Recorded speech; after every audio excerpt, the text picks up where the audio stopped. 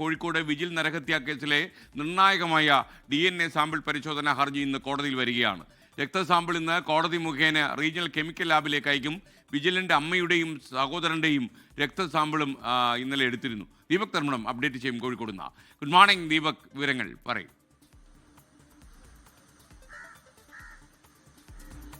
Very good morning. ആദ്യം തന്നെ നവരാത്രികാല ആശംസകൾ. ഈ വിജിൽ നരഹത്യാ കേസിൽ ഏറ്റവും നിർണായകമായ കാര്യമാണ് DNA പരിശോധന. അതിനുവേണ്ടിയുള്ള DNA സാമ്പിൾ പരിശോധനാ ഹർജി ഇന്ന് കോടതിയിൽ അന്വേഷണ ഉദ്യോഗസ്ഥൻ സമർപ്പിക്കും. ആ ഹർജി മുഖേന തന്നെ ഇന്ന് തന്നെ കണ്ണൂരിലെ റീജിയണൽ കെമിക്കൽ ലബോറട്ടറിയിലേക്ക് സാമ്പിൾ കൊണ്ടുപോകും. ഇന്നലെ വൈകിട്ട് ഈ വിജിലിൻ്റെ അമ്മയുടെ ഉച്ചയോടുകൂടി വിജിലിൻ്റെ അമ്മയുടെയും സഹോദരൻ്റെയും രക്തസാമ്പിൾ എടുത്തു കഴിഞ്ഞു. കോഴിക്കോട് ബീച്ച് ആശുപത്രിയിൽ വെച്ചാണ് എടുത്തത്.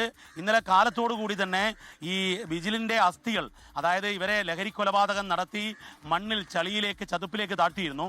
ആ ചതുപ്പിൽ ദിവസങ്ങൾ നീണ്ട പരിശോധനയ്ക്ക് ശേഷം കിട്ടിയ അസ്ഥിയിൽ നിന്നും DNA പരിശോധനയ്ക്ക് വേണ്ടിയുള്ള ഫോറൻസിക് സാമ്പിൾ എടുത്തിരുന്നു ഫോറൻസിക് അധികൃതർ. അത് ഇന്നലെയാണ് അന്വേഷണ ഉദ്യോഗസ്ഥന് കൈമാറിയത്.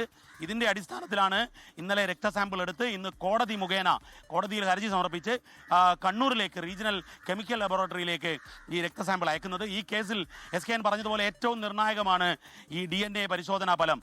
ഇത് വിജിലിൻ്റെ തന്നെയാണ് എന്ന് ഈ അസ്ഥിയിലെ സാമ്പിളിൽ നിന്നും അമ്മയുടെയും സഹോദരൻ്റെയും രക്തസാമ്പിൾ കൊണ്ട് മാച്ചിങ് ചെയ്യണം. അതിനുശേഷമായിരിക്കും ഈ കേസിലെ തുടർന്നുള്ള നടപടികൾ. ഏതായാലും ഈ ലഹരി കേസിൽ ലഹരിയുടെ സാന്നിധ്യത്തെക്കുറിച്ചുള്ള അന്വേഷണം ഇപ്പോഴും തുടരുകയുമാണ് SKN. ലോകത്തെവിടെയായാലും ഏത് സമയത്തും 24 വാർത്തകളും ഓഗ്മെന്റഡ് റിയാലിറ്റി പാക്കേജുകളും എക്സ്പ്ലെയിനറുകളും വിശദമായി കാണാൻ ഞങ്ങളുടെ യൂട്യൂബ് ചാനൽ നിങ്ങൾക്ക് സബ്സ്ക്രൈബ് ചെയ്യാം.